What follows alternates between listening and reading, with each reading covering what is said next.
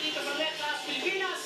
Kasama pa rin natin sina Edeline, si Timothy, at si Candy or Joel. After another 3 questions, hindi na natin makakasama ang isa sa kanila. Alright, ito na ang round 2.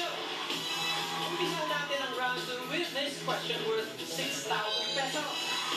Ang tatlong posibleng tamang sagot sa tanong ito ay Victoria, Magdalena, Denise.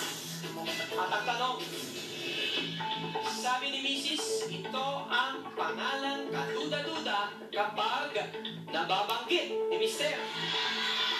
Okay, simulan natin kay Edeline. Edeline. Magdalena. Kasi po yung Magdalena tunog beer house eh. May kanta rin ganyan eh, di ba? Oo nga po. Yung sawing palad na babae, di ba? Si Magdalena. Okay, Edeline, thank you. Timothy. Ay, Denise. Isa siya. Bakit? What is with Denise? Kondo po, magdala ng food. If ever magdadala ka ng foods sa kondo, anong klaseng foods ang dadalhin mo? Paella. Bakit paella? Wala lang, kakaiba, Spanish, masarap, ganyan. Thank you, Timothy. Yes, Candy. Magdalena po. Magdalena. Sino mo sa likod mo? Cute. Ano mga pinsan? Alright, ang sagot. Let's Ask Pilipinas. Magdalena nga. 60% ang Magdalena.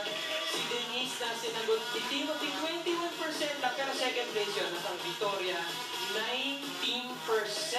Pwede ka pang humabol, Mr. Tim. Tuloy-tuloy lang po tayo. Question number 5. And this is worth 8,000 pesos. Ang mga posibleng tamang sagot. Hanggang sapong. Hanggang tuhod. Hanggang hita. At ang tanong, sabi ng mga Becky, ganito dapat kahaba ang palda ng mga kolehiyala. Simulan natin kay Timothy. Hanggang kita. Bakit? Naisip ko lang, kasi kapag Becky gusto nila maging kolehiyala, so gusto nila spot ng kita, hanggang kita. Okay, thank you, Tim. Sunod natin si Joel. Hanggang hita po. Bakit hanggang hita? Para makita po ito sa isuhan. Okay. Tanungin natin si Edeline. Hanggang puhod. Bakit ka naiba? Kasi po, yung kung hanggang puhod, yun po kasi yung proper length talaga ng palda para sa mga kolehiyala. Thank you, Edeline. Ang sagot, Let's Ask Pilipinas! Hanggang tuhod, 59% ang galing naman ni Edeline. Ayaw ng mga baby na makita yung mga hita. Kasi may insulto sila, di ba? Timothy at Joel, meron na huli kayo, ha? Our last question for the round. Question number 6, and this is worth 10,000 pesos.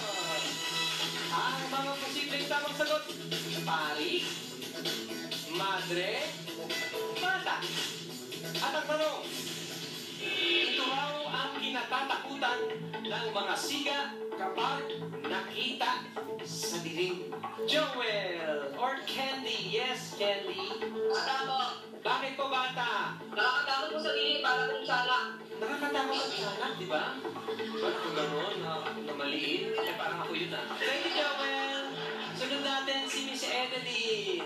Ang sagot po ay bata. Uy, bata din. Kasi po, kung nasa dilim ka, tapos biglang nag-appear yung bata out of nowhere, di ba mas nakakatakot kasi akalain mo ng tiyanak yun. Thank you, Edeline. Ito si Timothy mukhang iba sagot. Lagi iba sagot niya eh. Yes, pag-mate.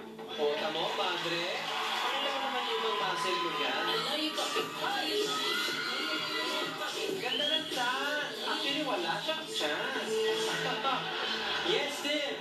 Bakit madre? Mga madre kasi, ang madre hindi naman lumalabas sa gabi. At pag nakakita ka ng madre sa aking gabi, nakakatakot kasi nakatakip sila.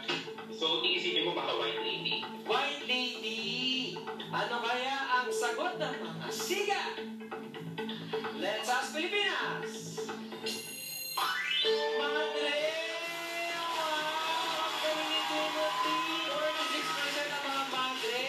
Sumagot naman ang bata, 27%. Tayo sa mga pare, 27 din. Ay, naku, Candy. Ang saya-saya mo pa naman kasama. Gusto mo ba i-kiss ka ni Timothy? Virtual kiss? Ayan. Maraming salamat, Kenny. Thank you. Sino kaya ang makakasama ko sa jackpot round? Alamin ang kasabukan.